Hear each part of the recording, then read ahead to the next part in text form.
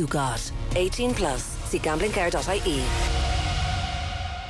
It is a racing pod on Off the Ball, and on today's show we have Thom Malone with me. John Duggan is having a great time altogether in Punchestown. He's having basically the time of his life. I think he's back racing today. He was certainly there earlier on in the week. It's been difficult for punters. It wasn't difficult for punters if you backed Charles Darwin, which was Tom Bugsy Malone's selection for the charity in last week's show. We're going to hear from Sam Norris from William Hill the second half of the show. That part of the show is for members, and in the second half of the show actually as well, we're going to relay tales and the tales, trials and tribulations of Milo Malone, Tom's son's first ride at the racetrack. It was a magic day at Navan on Saturday, and you're actually pointing out to me just for coming in the quality of the horse on show. Like we have this thing in Ireland where people don't really go to flat meetings in particular. They actually don't really go to flat meetings, full stop, apart from Laytown. And we have, Ireland is renowned for its love of the horse, but to an extent, it does have a love of the horse, but also it's not, Irish people aren't necessarily bothered enough to go racing, particularly for flat horses. And Laytown is the only flat meeting off the top of my head that really gets a crowd to see flat races. That might sound daft. No, maybe Galway as well, but that's mixed kind though. of different. Again, Galway's a day out. Festival. It's not the crack.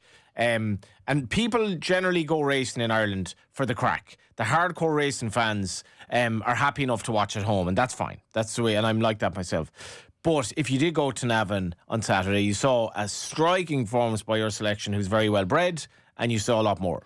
Yeah, obviously we went because Milo was having a spin, so that was great. But like the actual and card you saw itself, Milo. Sorry, you know, but the actual card itself. So he started off in that novice race where you saw, in the maiden rather, where you saw Charles Darwin win. He's probably favoured for the Coventry. That was followed up by Whistle Jacket winning the Committed Stakes. He's probably favoured for the Commonwealth Cup. And then you went and saw Kyprios in his warm-up ahead of the Ascot Gold Cup, which he will be favoured. So you've gone to a run at what?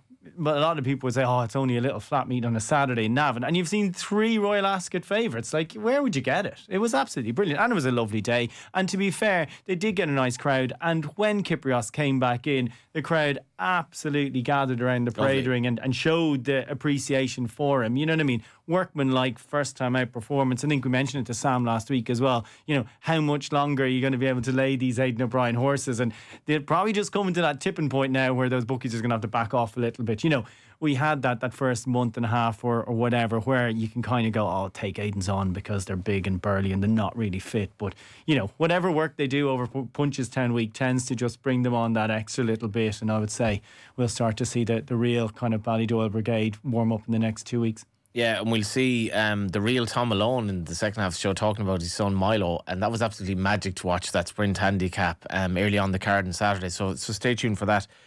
I have to say though, and I'm not alone in this, I'm way more excited, and I mean way more excited by the Guineas, either of them, and the flat this weekend than Anton at Punchestown. Maybe that's just me, and I think Punchestown, we've seen again a lot of horses just not at their best at the end of the season, which is absolutely fine, you get that, but bloody hell, these Guineas are good. Like the two of them, not that many Irish runners actually over at Newmarket full stop, but we have 2 races to savour. Yeah, I think they're absolutely brilliant. And we have, you know, all the proper trials winners. You know, the Craven winner, Field of Gold, he's top of the market. He put in a brilliant performance. I think I saw a stat, like any horse that's won a Craven by a similar distance has gone on to win. Now, it's obviously a small sample size. You have the Dewhurst winner, you got the National Stakes winner. You know, it's a brilliant race. Jessica Harrington's Green Impact, he's fascinating. Now, look at the form of his maiden and his win at the Irish Champions Festival. It's an exceptional race. And looking back through it, you know, we had Notable Speech last year and you're like, oh God, how would you have picked that? You couldn't have. But I was looking back through it and it's like Night of Thunder was 40-1 when he won it. Did Kieran Fallon ride him? Yeah, beat Kingman and Camelot. And Kingman is the star of the favourites tomorrow. You know, and it's just like these, and you then get even at the time when you look at the race, you're like, oh, is it that good? Invariably, they're brilliant. I think wasn't it Frankel's Guineas as well, right down to 17th, were all pattern winners. It's just, so yeah, I'm with you. I think it's great excitement, interesting, and I think good for the game as well that Aidan only has one runner in both. I couldn't really have expanded on my mind for the 2000, but Lake Victoria, it's great to have her out. You know, she danced every dance at the back end of last season. She's still back out to to come with the Guineas as well. And obviously, Desert Flower too. She looked absolutely exceptional last year by winning the Fillies Mile. So yeah, 2 brilliant races. Great way to start the flat season. With respect to Punchestown as well, I'd a great time there during the week, but we have a cracking 4-year-old hurdle. Like, you couldn't ask for a better 4-year-old hurdle tomorrow, which is a feature which we will get to. But, this half the show we'll focus primarily on the 2 Guineas, and then we'll talk a bit about Punchestown. So the Newmarket 2000 Guineas tomorrow. Benevento expanded. Bugsy just mentioned there, can't have him. Field of Gold available at 2-1 here. 15-8 with William Hill, the sponsor. Green Impact, Ruling Court, Scardy Champ. It was a very, very good son of Maymas last year and did us a favour or two at the Champions Weekend. Seagulls 11, Shadow of Light, tongue tied for the first time, son of Luke de Vega. Tornado Alert, Wimbledon Hawkeye, who was second, the Craven. And Yam will be there. So 11 runners, and in terms of each way betting on the race, William Hill a 5th to 3rd. So it's the old conventional each way terms. Tell me if I'm wrong here. I just don't really see how I oppose this favourite. He was so fresh in the fresh in the Craven when he beat Wimbledon Hawkeye. Wimbledon Hawkeye was 7-2 by virtue of his own form as a 2-year-old, which tied in with the favourite for the Derby. Kingman isn't everyone's cup of tea as a stallion because a lot of his horses are quite not quite straightforward. He was very, very keen. Kieran Schumacher sort of said there were 9 runners in the race. He said if there were 20 runners, it didn't matter. He had that much horse under him. Yeah. He still won by 3.5 lengths. It was his first run since he was 4th in soft ground at Longchamp. The ground will be perfect tomorrow, and you imagine the freshness has kind of gone out of him. I just don't see any real negatives. Maybe you see a negative in the price. Maybe you'll say, well, he's Shadow of Light's rated higher than him. You'll say Expanded could be anything rated the same as him. Tell me the negative. Yeah, tell me the negative. The negative for me, he's short enough. His daddy was beaten in the race. His dad was beaten in the race. I'm just reminded that Kingman actually. I'm getting a shameless plug for the Irish Field here, but there's a Gerlines interview in the Irish Field this weekend. So anytime's a Gerlines interview, it's worth buying whatever paper he's in. But he did mention something about the sales, and it's like, as long as we are I'm misquoting him here, but I'll give the idea of what he said. As long as we are creating horses for the sales ring and not the race course, and paying for horses in the sales ring and not the race course, where I won't repeat his language, we're in a bad place. And he was talking about, prices paid for breeze up horses versus prices paid for maiden winners. And you're saying, well, how is that? And a lot of Kingman's stock... An awful lot like point-to-point racing the jump side. Absolutely. Sorry, go ahead. No, but it's the same. Yeah. Like, a horse that wins a maiden hurdle will not fetch the same amount of money 100%. As a horse that's won a 4-year-old point-to-point, even though, Anyway, we won't go down that route. But a lot of Kingman's, I would say, are falling into that sales horse category rather than race horse category. And that's probably the stick to beat him with, really. Yeah, and he probably needs a really, really good 3-year-old. Maybe this fella is it. Maybe he didn't hit the line super hard, and he might be vulnerable to 1 or 2 in here he couldn't have hit the line super hard. I know, because he went maybe there was a pace collapse. Yeah, you're being very, very harsh. When you're trying to, I'm trying to find a hole at the prices. Something like Green Impact. We know he will stay. We have the likes of Shadow of Light. He's by Lope de Vega. He's a dual Group 1 winner as a 2-year-old. Yes, he's coming in here without a prep run, but that's kind of the way it's gone now. Like, this race, like I said, it's great to have the Craven winner in here, but that's kind of, we haven't had a brilliant Craven winner for a few years now. So, yeah, I can see why he's favourite. I mean, I'm having a couple of I'd nearly prefer to have a couple of small bets each way. Score the Champ, Shadow of Light, and even Seagulls 11 has enough kind of 2-year-old form there to bring him into proceedings. Talk about stallions like Hugo Palmer, trained Galileo Gold as well, his dad. Nice for him, and obviously the Michael Owen and Manor House connection there. They'd be just a couple that jumped off the page at me. Like I said, the one I just can't have in my mind is Expanded. Okay. Not saying he can't win. Why not? But one of 3 wooden basses in the race, and the other stars in the race, Kingman, real mixer. Kingman, Justify, Maymas, Galileo Go, Luke de Vega, Two Darn Heart, Kamiko, and Muhatter. So, three of the wooden basses, which is a sign of where he's at now with all of the investment in him. Why can't you have Expanded? I just can't have it. Just first of all, horses that are beaten in the Dewhurst have an atrocious record in the 2000 Guineas. I think 2003 was the last time with a winning a horse that had been beaten in a due horse and went on to win. Also, I think this is probably an above average renewal. And he was 12-1 in the Dewhurst, which was a mad price for Aidan O'Brien's main runner, his only runner, Shadow of Light and Ancient Truths. He was part of the meat and the sandwich. He was 12-1. What does that imply? Now he was obviously had a lot to find in his maiden form. Yeah, of course. Look, but his maiden was 7 days earlier. Yeah, and like with Ballydoyle, they don't hide horses they think are top quality. If Aidan O'Brien thought Expanded was his number one 2,000 Guineas horse 4 weeks ago, we would know that. Do you not agree? Like, we've had two or three. We have had two. I know Twain. But he is his number one. He is. I know he is. But like, I'm just saying, it's very rare they don't put the flags up and sound the bugles, and they haven't for this fella. And that I know exactly what you mean. We don't have a City of Troy. Also, Aidan's last two favourites in this race have run terribly, and it would seem that isn't it his longest stretch without winning the race or something? He's gone. Yeah, but I feel like but what damage has it done to him? Absolutely zero. You know what I mean? Like his last winner was Magna Grecia. Yeah. Yeah, and I would say that to my eye, this race does not suit Ballydoyle just the way it lands in the calendar anymore. You look like if you look at the horses physically, they're much more likely to be primed in time for the French Guineas, the Irish Guineas, and Royal Ascot, and they're just on an upward curve at that time of the year. And I just feel this falls too early, unless they're truly exceptional. And even horses that were truly exceptional, like City of Troy, who did turn out to be excellent, he ran no race in this last year. So just for that reason, I couldn't, like I said, at 7-1 I couldn't have him. He could turn out to be absolutely anything. All right. But I would say he is not in the top three Wooten Bassett's in Ballydoyle, I would say. Okay, to paraphrase Mo and the Simpsons, if you're so sure what it ain't, how about telling us what it am? So what if you're not with Expanded, let's reiterate your selections. I am absolutely all over Field of Gold here. There was just something about that performance in the Craven for me that suggested he's top class. But yeah, no, that's fair. No, all right, yeah, no. Look, my two. I'm putting up Scorthy. I'm putting up the 2-year-old Group 1 winners, Shadow of Light and Scorthy Champ. They're both around 7-8-1. I think between the pair of those, you shouldn't be too far wrong. Okay, let's move on to Sunday. The 1,000 Guineas 335. Shanty Lace, Desert Flower, likely to be off odds on. Another night at Thunderbread that Bugsy mentioned previously. Duty First to Elwatine, Flight, Hey Boo, Lake Victoria, who's like an unbeaten daughter of Frankel. I don't know what it is about this horse. She just doesn't. She was sent off 5-2 on debut when she beat Red Letter, who reopposes.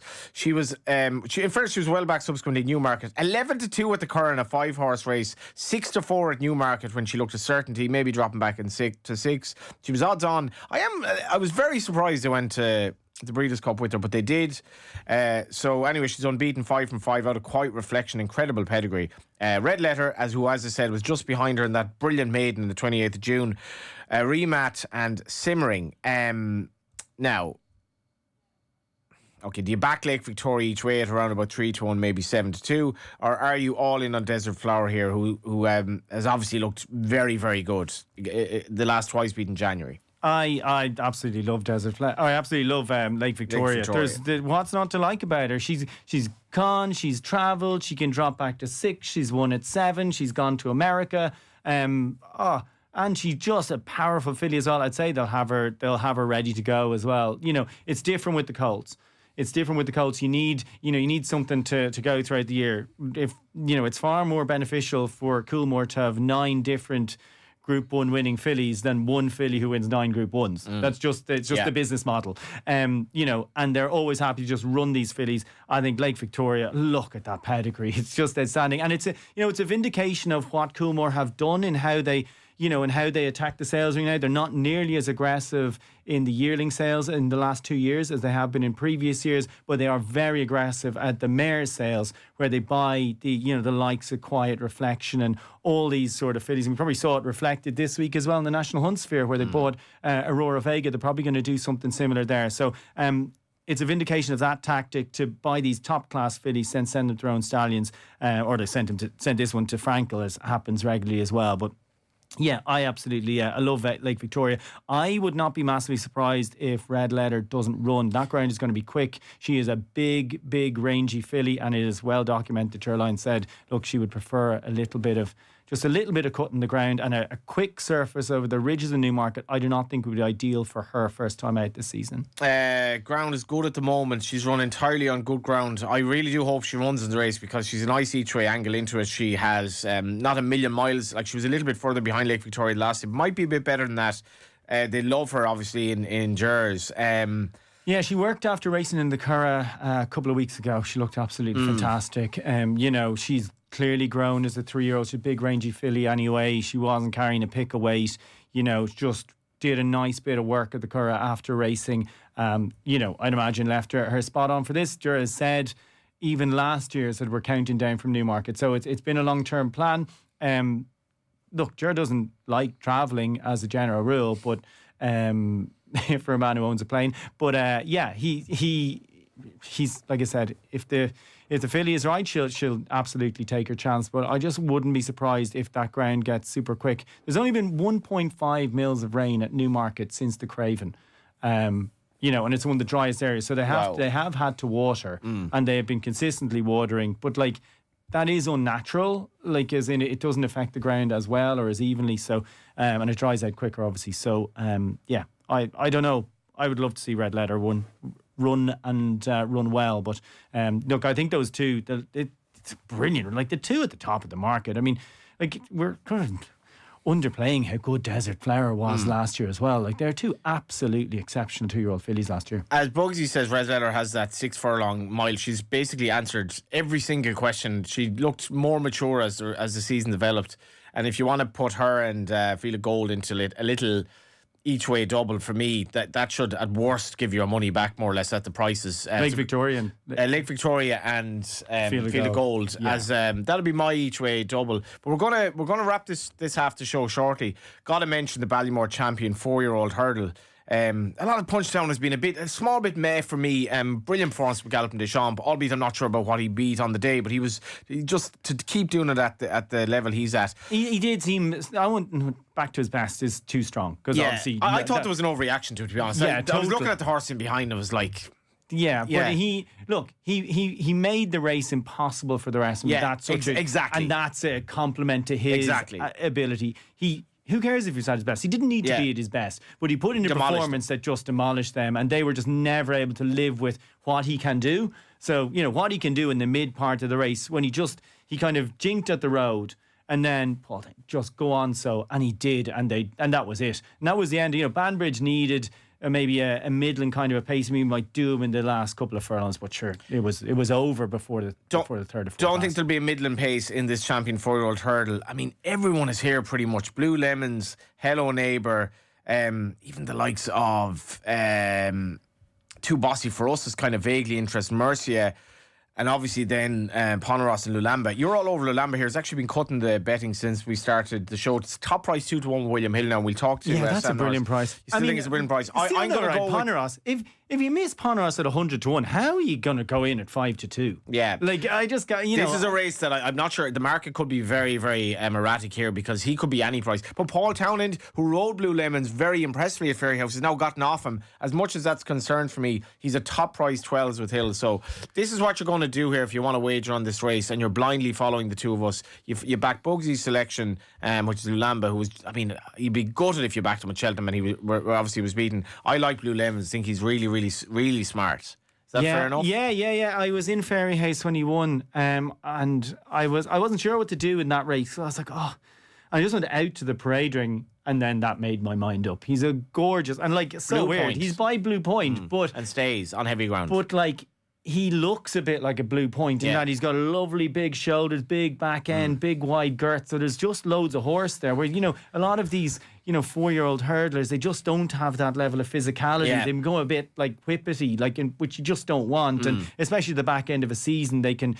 go really backwards, and that's just not what you want. And if you do go racing tomorrow, say at Punchestown, just look. That would be one of the things I would say. Look out for horses that are a little over the top. And what I mean by that is that they just look almost too skinny or a bit raky, or a bit dull in their coat, or they just look like they've no condition left on them, and that'd be the real warning sign I would look for, particularly in a 4-year-old. At the back end of the season. But I love Lulamba. What's he done wrong? He got mugged on the line when he didn't have a chance to. When he didn't have a chance to react. He fought all the battles, and then someone just came over the top and nabbed him. There's no shame in that whatsoever. Honestly, if you bet on horses with a bit of regularity, you have to deal with a lot of did that actually happen? And to be done by a horse who's never run over hurdles, never before, even seen in public, at 100 to 1, like you're just here, and particularly if you'd done a few quid throughout the week, it's okay, I'll be grand. Lulamba can't be beaten. Sometimes you just have to say "c'est la vie." You need. Look, this guy, backing horses to tame lions. I don't care what anyone says, but you've instances like that, and it really does make you question your life choices. Yeah. On that note, that was the first half of the show. The second half of the show is exclusively for members, so stay put. If you are one of the members, thanks very much to Bugsy, and you've heard our analysis of the 2 Guineas and the 4-year-old hurdle. The second half of the show upcoming. We'll also hear from Sam Norris.